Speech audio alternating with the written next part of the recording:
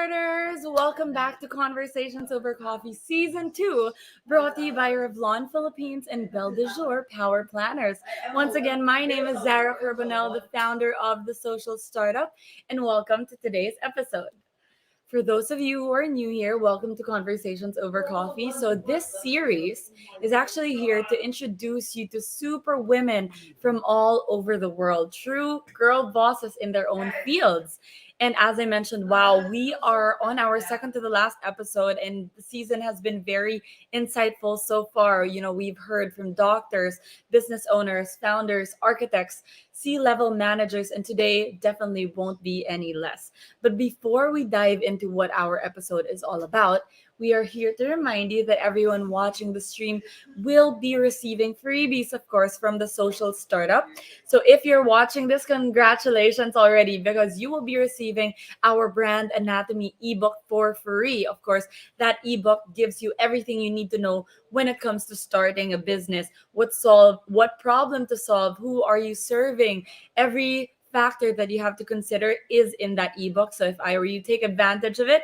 Of course, you will also be receiving a 1 month free health plan care of Konsulta MD because your health and your success matters to us. So before we start, do share the stream on your Facebook page, on your Instagram, share it with your friends, your family, your besties, everyone who needs to know it, because they too will be receiving freebies when they watch and they too will be equipped for success. All right, so how do you do it? All you have to do is click on that ticking link below and register. Then we'll be sending your gifts your way.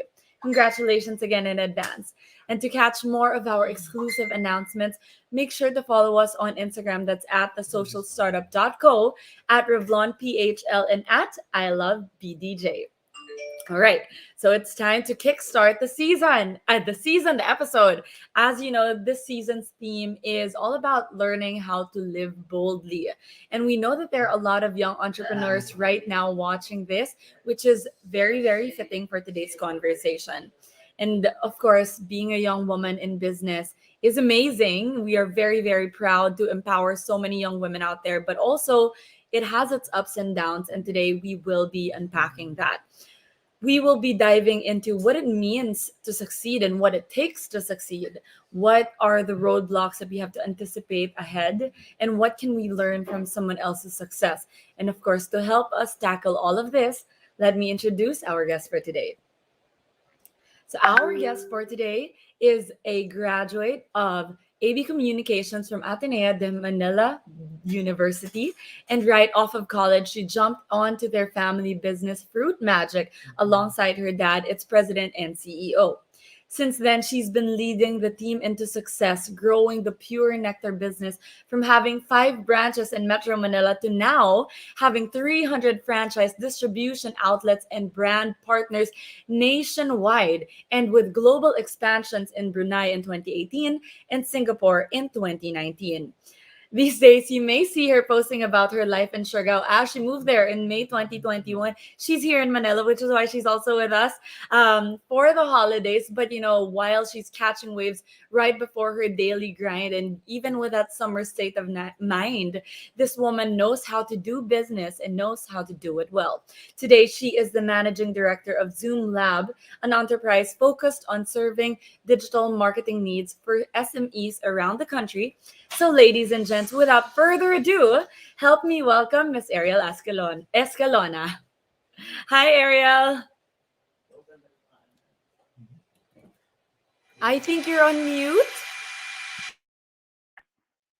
Good morning. Sorry about that. Good morning.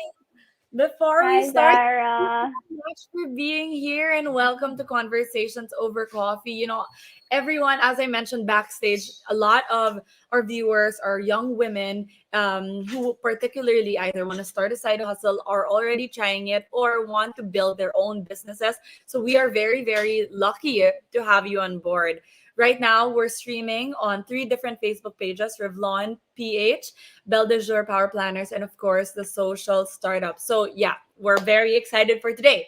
Okay, to jumpstart the conversation, in true spirit of Conversations Over Coffee, we want to know, Ariel, how do you have your coffee and what do you think it says about you? I usually have my coffee with non-dairy milk and ice. Okay. I love iced coffee. So even when I was in Siargao for about 7 months, that was my go-to. That was like that would always kickstart my day. That's so cool. Only because so here's my cup of coffee. Don't judge me, but it's in a it's in a tequila glass. Wow. No, but I usually have espresso or brewed coffee only. But for today, for some reason, I decided it feels like an iced coffee kind of day. I want some Brazo milk. I don't know. Nag-inerte lang ako today. And we're matching today. What do you think? So we've been speaking to a lot of women, in this season, and it's very interesting to know that, the way you drink your coffee or the way you start your morning actually has a direct reflection on what kind of person you are, whether it's something that, your habits or what it says about you. What do you think your coffee slash your morning routine says about Arielle Escalona? It has to be strong. Love Knowing that, yeah, like even if it's mixed with a dairy non-dairy milk, I usually don't put any sugar, so I feel a kick right away because I know I have a long list of to-do things for the day. So it's like you come in swinging, ganon. Yeah. I love it. Okay. So now I know that a lot of our viewers are very keen to know our conversation for today. So let's just dive into it. Okay. So do you think that you are exactly where you wanted to be as a little girl? Kind of funny because I don't completely remember what I wanted to be as a little girl. I remember my batchmates back in grade school, I think grade two or grade one. You know, when you'd have those worksheets and they would ask, like, what do you want to be when you grow up? And those who wrote they wanted to be a doctor, they're actually doctors right now. So good job to them. But that's the thing. Like I didn't know. I had absolutely no clue what I was going to do. But just a little background about me. I actually grew up in a family of entrepreneurs. So I was Mm, exposed to the concept of doing business at a very young age. So I remember being motivated by my my parents saying that if you wanted to get the new Game Boy, you had to sell something. So they would buy like the ingredients for, let's say, cookies, or I would go with my mom to Divisoria yeah. and we would buy like, the beads and Yes. the hooks for the earrings, and I would create them and I would sell them in our condominium, and the I would sell it to the yayas. Yeah. So at a very young age, I was really encouraged to do business, even if it was small. And apart from that, my siblings and I were always encouraged to be in sports and the arts. So I was competing as a cheerleader for about 8 years from high school to college. So I loved being in a team and cheering for other sports, which is why my friends all know that I have an innate competitive spirit in me. So even off the court or off the stage. So I don't know. I never really had that like big goal of, wanting to be, let's say, a businesswoman when I was a kid. But I knew I wanted to take on a challenge. Yeah. That for sure. So how did that journey transpire? So after, obviously, when you got to college, that there's a certain clarity that you get because syempre you're choosing your course for one, but even while you're doing that course, sometimes naman the course that we take has nothing to do with what we end up doing. But how did you end up to where you are today? So from college you took AB comms, and then how did you decide, okay, you know what, I think I do want to work with the family? Yeah, so that's actually a very funny story. So when I was applying for different colleges, I actually Yeah. was um quite sure that I wasn't gonna get into a math course. um, I just really wanted, like, I knew I was into computers and like Mm, designing Photoshop, editing videos and things like that. So I said communications was a very broad um yeah. course. And the good thing about the course in Ateneo is that you get to choose different how do you call it, paths. And Mm, what I realized that what I really loved the most was really the advertising as a marketing side. Yeah. So the road was very challenging. And the funny story is when I graduated in 2014, my dad actually sat me down after 3 months because I kept going to like different. I was traveling basically. I was going Yeah. out with my friends, going to their beach houses. And then he sat me down one morning in June. I graduated March. That was June. He was like, "You have to start working. So you start tomorrow. You go with me to the office, and you have to stop. You have to stop traveling and just start already." And I was like, "Dad, I was a cheerleader for 8 years. This is my only time to breathe because every summer we would have training, so I really never got to travel a lot." Yeah. So I started. I was actually just assigned to just design and revamp the marketing strategy of Fruit Magic back then, Mm-mm. Mm-mm. and I got stuck. I actually really, really loved it. That's when we conceptualized Pure Nectar. We started talking about um, like innovating Fruit Magic, which was just a fruit shake business back then. I wanted to make it, deliverable. I wanted it to be very convenient so Yeah. that people can just buy a bottle and grab it to go. So Mm-mm. the journey was actually challenging, but very, very fun, especially since I was working with my dad. He had a lot Mm. of insights. We had a lot of arguments regarding budget. Sure. um, there were a lot of failures, and I think I can talk about that later also. Um, Mm. but the most challenging, I think, for me was um, when we launched Pure Nectar. I actually opened my personal line to for the customer service. Oh, I wow. would get yeah, I would get calls at like 11 p.m. with like customers screaming at me.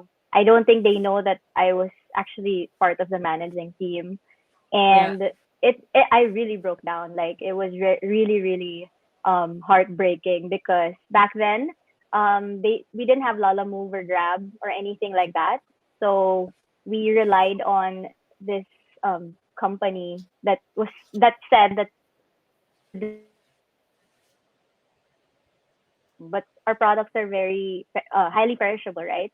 So they took Yeah. it home for 2 days and gave it to the customer spoiled. Oh, So God.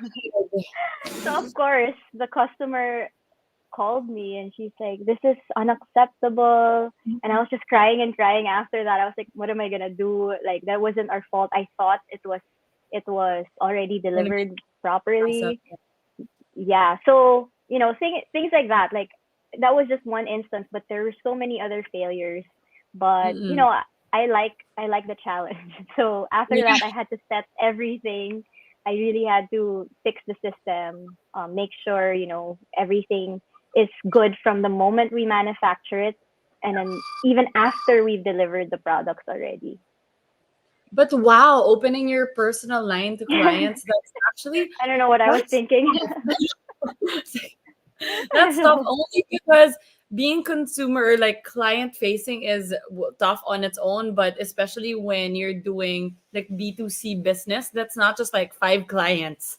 That's like Yeah. by the dozens, hundreds even. Oh my.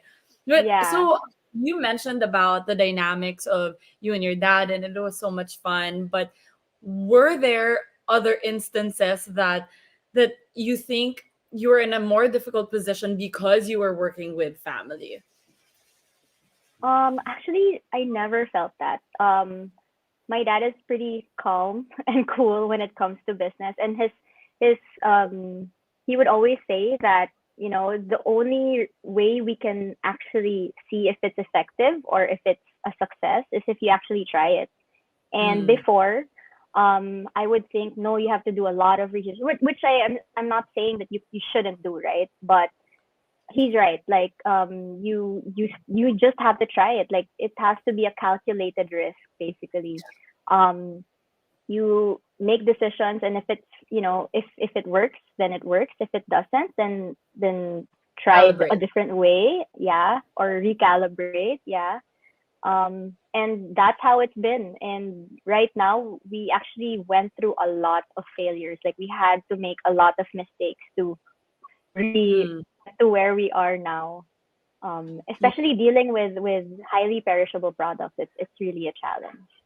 Oh my. No, I can imagine that because with the experience that you mentioned earlier also, and without a third party delivery system at the time, I can only imagine how stressful that could have been. And that being your first, your first job out of college. Like, oh my gosh, everyone hates Yeah, you. I mean, when you're younger, you panic and everyone just is fighting you. Oh my gosh. But anyhow, so yeah. speaking of failures, it's also a springboard to learning things that we now know. How do you okay, so there's this article that's been going around that it's okay to fail as long as you know how to fail. And then we've been suggesting that fail fast, fail forward, and if you can, fail cheap. So, is there any method or advice that you can give for people who are watching this if they are going to take that calculated risk? Like, how should they fail? It's actually very different for different kinds of industry. Like for us, the shelf life was the most important thing. So I guess you just have to find the biggest challenge when it comes to the product or the service that you're going to offer. So like for us, it was the highly perishable aspect. So we Mm, had to focus on that. We tried to do our research, what prolongs it the most natural way. And we realized it's not as easy as just delivering it cold yeah. or just shipping it with, let's take a box of ice. We realized it's also in the manufacturing side from the very beginning. So the fruits and vegetables have to be as sanitized as possible, because if it's sanitized, there's no bacteria and it won't thrive inside the bottle, so it will really naturally last longer. But let's say for other industries or other companies, with different products and services, it's like finding that challenge. And I realized that if you obsess over those things, people will eventually realize that you're working hard for it. Like you're actually giving value, um, for the product or service that you're offering. Mm, mm-mm. Yeah. And okay, so now that we've spoken of failing, just to reiterate that, look for your biggest challenge and then face that first. Yeah, Okay, for sure. great. Yeah. Now that we've spoken on how to fail, I hope everyone took note of that because that is super necessary. And I mean, if you are watching this, do know that you won't get your perfect formula on day one, and that's totally fine. You're gonna have to go through like so many failed formulas before you figure out the right one until life changes and you do it all over again. But that's who the beauty of business too. Okay, so now let's talk about successes. Pure Nectar has gone such a long way since its conception. What milestones are you most proud of? I actually have, it's actually very simple. I guess success is different for everyone, but for me, it's just two things. When I meet new people and they ask what I do or where I work, I say Pure Nectar. And a huge milestone for me is when they say they know the brand, or they've tried it, or they've Yeah. heard about it, or they've seen it somewhere. Because for me, that's my biggest achievement, basically, because it's so hard to get a product out, and it's so hard to really spread the word about it, because there are just so many different competitors out there, probably offering the same thing. But if they remember your brand, that's big for me. Yeah. The second milestone, I guess, is when people reach out to me and tell me how much they love Pure Nectar, how much Pure Nectar has helped them in Yeah. their journey to a healthy lifestyle. I remember one time we had like a big conference, like a convention in SMX, and I Yeah. think it was in 2017. A mother came up to me, and actually she was in tears. She told me that her daughter was going to the hospital almost 5 to 6 times a year, Yeah. and the doctors couldn't really establish what it was, or they couldn't diagnose what was going on. But she made those trips to the hospital, and she actually reached out to us and she asked that, what if I have Mhm. one bottle of green juice delivered every single day? So she did it, I think, for a whole year. and they lessened their trips from 5 to 6 to just once a year, just for regular checkups. So the flare-ups, I'm not sure what exactly happened. She didn't share much about it, but she was so thankful, and she even wanted to distribute the products in her area, and she became our franchisee. So that was, I think, one of the biggest like turning points of the Mm-mm. business, when I said, it's not just selling fruit juice anymore. It's really Mm-mm. being part of people's lives Right. and making an impact. Yeah. Mm-mm. Yeah, impact, the currency of impact is such a big success. It's such a big win that you can't really put a price on it. So congratulations. Wow, that is a big feat. Um so yeah, that is absolutely a milestone that I really wish everyone watching here would get to a point of, because that's when you know that okay, it's something that I can be proud of. Everything that I had worked for is not just changing my life or my family's life, but also those of other people. The question now is, how do you think you did it? Or are uh there steps that you can give our viewers to kind of guide them build slash scale their own businesses? Actually, I came up with this philosophy. Like, I actually realized this also like a few years back, I think. After that, when we did that big expo, we realized a lot of things because people went up to us and actually shared their experiences with us. But I came across this saying that says, nothing is as nothing is ever as terrible as it seems, and nothing is ever as great as it seems. So, this is applied in so many different things consistently for the past 6 7 years of managing the business. You get a really horrible customer complaint, you get rejected by like a big company you wanted to partner with, and you can fail, the third party audits, like, because when you partner with a business, you have to pass all these documents and tests. All these things may seem terrible at that specific moment, but if you take a step back and look at it, it just always ends up working out. So I guess the philosophy also works the other way around. When you win a really big client, or you put up let's say my brand in Singapore and Brunei back then, but they can just turn out to be overstating how big it is, because there's so many problems again that could arise every time there's a new win, right? But Mm-mm. through the years, I really learned how to find that center and stay around the middle of these two, like not being overwhelmed and just be staying calm. Because if you're a leader and you're leading a really big team, you they kind of look up to you, and they look at you for guidance, basically. And if you're over panicking, they will also over panic. If you stay too calm, they'll also relax too much. So it's just finding that balance, really. Mm-mm. Speaking of, what is the biggest roadblock? I mean, aside from the customer texting you, that you have you have had to overcome in business. Myself. I think my Felt that. health of yeah, both physically and mentally. I remember in the middle of the pandemic last year, I broke down so many times. I even questioned my capabilities, because I would wake up at around 6:37, open my laptop, start working, try to talk to as much employees as possible, catch up with how they are, because it was such an uncertain Yeah. time, and I got anxiety, I couldn't sleep, and I had the weirdest dreams. So I pressured myself so much that there were even days that I it was just too hard to motivate myself to keep going. So yeah, that was the biggest roadblock, because if I stop working, or if I stop being the person that they look up to, or be the leader that I should be, yeah, there's a lot of pressure there. I'm sure. How do you deal with it? I mean, this sounds like imposter syndrome. I'm sure every woman or every person who's ever been in a leading position has had to go through it and navigate around it. And we've heard a lot of different methods. How do you personally deal with imposter syndrome? I actually my I just talked to my dad.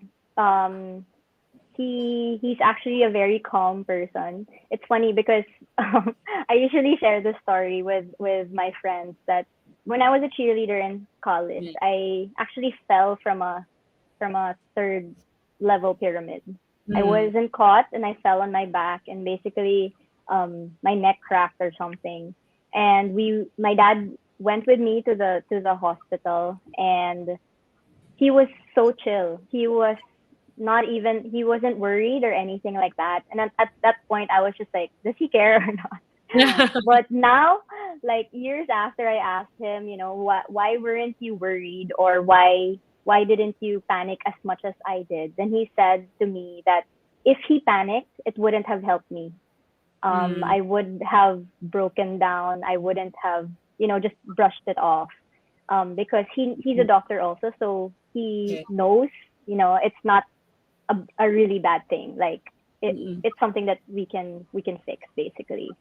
So I guess that kind of confidence that he gives me Yeah. actually helps me in terms of business as well. So again, when things get overwhelming, it doesn't help to just panic Yeah. or um, yeah, it's just really finding that certain calm that okay, we can fix this. Like what's the first step we should do?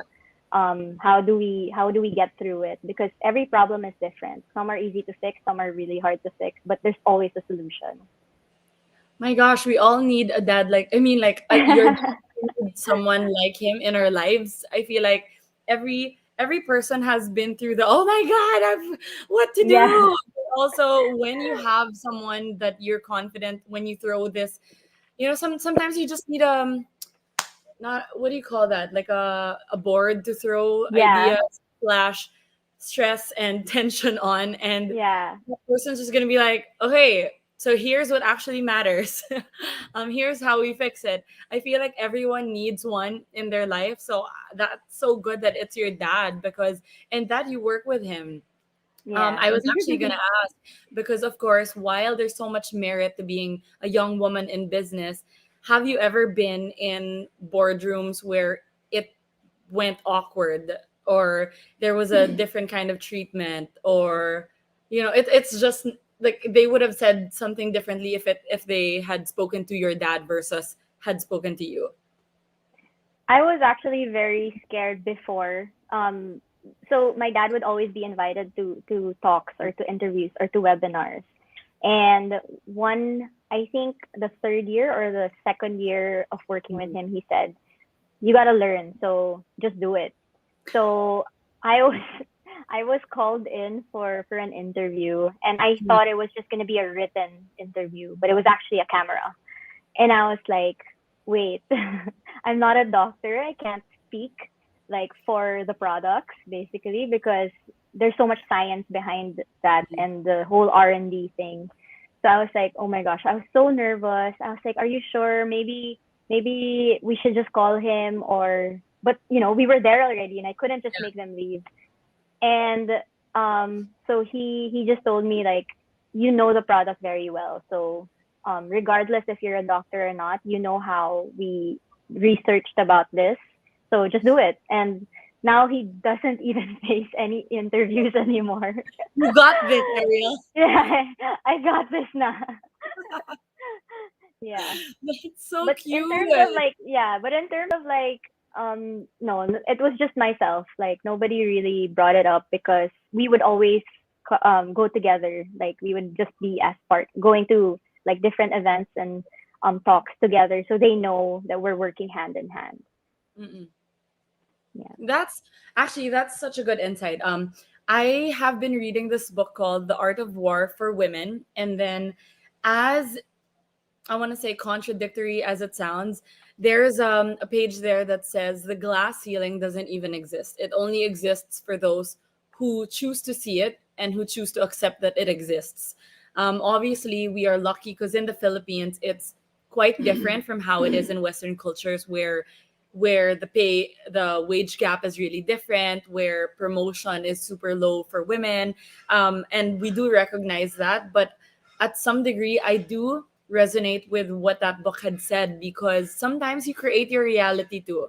And the moment you decide that there is a glass ceiling, then it's all you're going to see. It's literally self fulfilling prophecy, right? That everything you do, you're going to lowball yourself because you think that you're not gonna get the job anyway. You're not gonna get the promotion anyway. You're not gonna close this deal anyway. So maybe you are the first person in your line of defense and you're the first person waving the white flag. I feel like we've all been there. So again, super refreshing to hear this from you also. Yeah, okay. So with everything going on, how do you balance your life though? I mean, if you're able to live in Siargao and still run businesses, I bet we can all do it. Yeah, well, okay. So actually, early this year, I actually even signed up for a therapist. So since I was getting so anxious, like I mentioned, I couldn't sleep, and I was just worrying about things that shouldn't even be worried about. Does that make sense? Like, I would worry about the problems of different people, Mm, and it would get to me really. So I just needed an outlet. So I had an online therapist, and I was just venting to her, and I was like, I was asking her, is there something wrong with me? But she said nothing. Like I did all the tests. There's yeah. nothing wrong. So she just told me that maybe I was used to having an outlet all my life since I was into sports. I was always like out there traveling, trying new activities and all of Yeah. that. And being locked up for more than a year was a big impact for me. So actually, after that whole session, I just realized that maybe I just need to take a step back and find that breath, like that pause, like just really pause once in a while, and we need to enjoy life. I mean, why would we be working if there's nothing to be worked for, right? So Yeah. I that's actually my turning point. That's why I moved to Siargao as well. I'm actually someone who obsesses over deadlines and timelines. I have like long lists of to do things, and it's like personal business, like which business, things like that. Yeah. Like I had so much lists, and for the longest time, I was obsessed over crossing it out. Like, okay, I have to finish it today, and sometimes I would punish myself if I don't get to finish it. So that means not sleeping, basically. So yeah, so I sometimes forget about myself and my own happiness, and I guess the only way to be 100% also for others and for your business is to be Mhm. 100% with yourself. So yeah. Super arty. Only because I think something similar. I'm not gonna go into detail, but like I think the pandemic obviously has gotten the best slash worst of us too. And I think one key takeaway that my mom had told me that I keep forgetting, but also it's nice to know that she just keeps telling me. She's like, "Huy, may bukas pa." Only Yeah. because I'm also the type that I feel like I need to in Trello, you know how you move the boxes. Yeah. It needs to get to the Cross end. It out. needs to Yeah. get to the Yeah. end. Otherwise, I feel like it's gonna pile up. I have so much backlog, Yeah. and it's just even when I'm asleep, I feel like I'm not asleep. Does that make sense? Yeah. That I'm thinking of, oh my gosh, when I wake up, here's the first thing I'm gonna do. I'm laying out my whole day already, and then I'm counting the backlog of yesterday, and I'm just like, oh my god, I'm gonna go crazy. Like I can't. Yeah. My brain tells like, wow.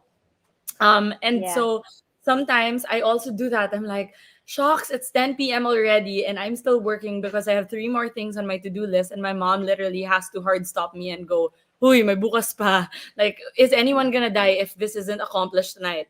I'm like, no, not really. Yeah. Okay, then you turn off your computer. It's 10 freaking p.m. You're done. Just pick back Yeah. up tomorrow. I'm like, okay, fine, whatever. Which has been helpful that I moved back actually. So I moved out 3 years ago, and then I moved back because my dog needs a house. So we built him one in my mom's backyard. Anyway, so that's a story. So speaking of dream businesses, you mentioned earlier in your to-do list that business A, business B, business C. Do you have a dream business path that you have yet to pursue? Yes, actually. So apart from Pure Nectar, I did mention I have a digital agency, like a digital marketing firm. Yeah. And while that's growing and while Pure Nectar is growing, my dream business is actually to have an e-commerce, to have a global e-commerce brand. So I still don't know what product that is, but yeah, that's pretty much the goal, because I've been working with different SMEs, and I've Yeah. seen how much growth and opportunity there is. And whenever I meet an owner of like a global e-commerce brand, I'm just Mm. always so amazed, because it's already hard to, let's say, target, or let's say sell to, let's say, Philippines, but Yeah. making it acceptable for other countries is, I think, really amazing for me. It So really I is. don't And know what the product is. Yeah. awesome, no? Like you can order things from a different country and it gets here. It's so fast. I mean, it's not like overnight, but it's not Yeah. like before na shocks months talaga because you have to manually Yeah. go to a store, look for what you want, sign up, and then wait for their next shipping, and it takes months. So yeah, it is Yeah. pretty amazing. We are excited and looking forward to when that happens. Um, is that in your next 5 years list? um, hopefully, I don't know.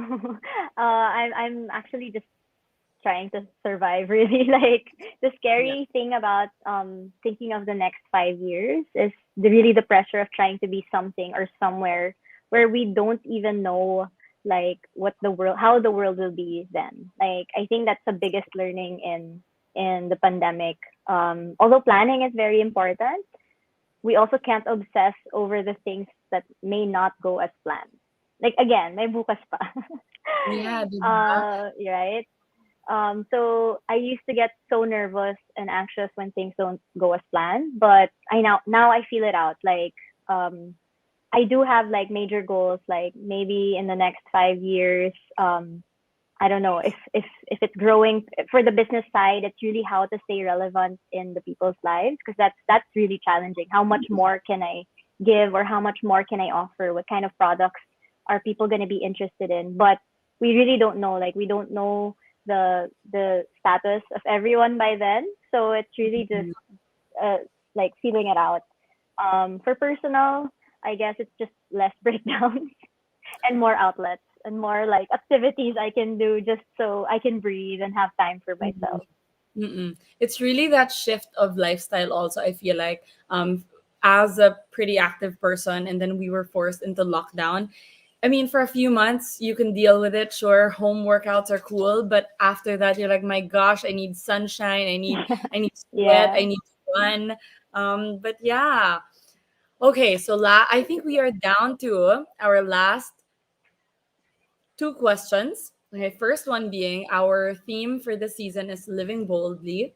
What does it mean for Ariel Escalona to live boldly? For me, it's saying yes to new ideas, new adventures, and experiences. So, when I actually flew to Siargao, I didn't know I was going to stay there for 7 months. It was a one-way ticket, and I just said, if it works out, if I can work there, if I can find my outlet there, then I'm gonna stay. And I never had the reason to go back. I never really had to book that ticket back until recently, since my best friend got married, yes, the other day. And Congrats. of course, for the holidays, yeah, for the holidays as well. Awesome. Okay, last one is, if there's just one thing, just one key takeaway that our viewers would remember from this, what would you want that to be? Starting a business is very challenging, but you have to start somewhere. And sometimes we obsess over the little details, without even trying it. So for me, actually, the mistakes got to where we are today. So if it weren't for the customer complaints, we wouldn't have fixed the system. We wouldn't have found a better way to do things. So yeah, just start it and try it out and see how where it will take you. Thank you so much. Thank you so much, Ariel, for sharing all your insights and, of course, your experiences through the years. I'm sure a lot of our viewers had taken down so much notes and really learned from this. But, of course, before we say goodbye, it's not official without an official photo. So, Okay. okay, ready? One, two, three. Okay. Safety. Ready, set, go. Yay! Yay! Cheers! Thank Thank you so you. much. Have a really wonderful day. Once again, ladies and gents, Miss Ariel Escalona. Bye. Thank you. Thank you. All right, to all our viewers, do let us know what your favorite key takeaway was. Ang dami ko natutunan. I feel like number one is that we all need Ariel's dad in our lives. Um, Number two is also that nothing is as bad as it seems. These are just my favorite key takeaways. So if you have your own, do put that in the comments section. Oh, speaking of comments, there you go. I like that. Just start somewhere. Yeah. And we do really need that breather, especially with the whole pandemic. While things are getting better, it's still very important to have an outlet. We have so much comments. Oh, amazing. Great. Okay, so yeah, do let us know your favorite key takeaway in the comment section. And if you haven't yet, click on the ticking link below and claim your freebies. You get a brand anatomy ebook from the social startup, and of course, a 1 month free health plan from Konsulta MD. Share it with your friends, your families, your besties, everyone.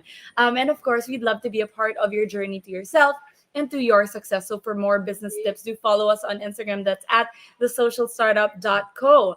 This season is presented by Revlon Philippines and Belle de Jour Power Planners, and of course, is supported by Konsulta MD. All right, thank you so much. Thank you, starters, Bellas, and bold babes, for spending the last hour with us wherever you may be. Be sure to join us again on our next and final episode happening on December 22nd. I believe that is at 3 p.m., which is an extra special episode because I will be speaking with an entrepreneur and supermom, Jar Carville, aka my mother, on what it takes to be an ultimate entrepreneur. We'll be sharing tactics that we have both used on our businesses and how you can be anything you want to be at any point of your life. So if you are in your 20s, 30s, 40s, 50s, 60s, 70s, even, this is a very interesting episode and you will for sure learn a lot from this. So mark your BDJ planners, ladies. We can't wait to see you then. So this has been your host and the founder of the social startup, Zara Carbonell, reminding you to fill your cup with coffee, affirmations, and a whole lot of magic. Mwah! Have a great day!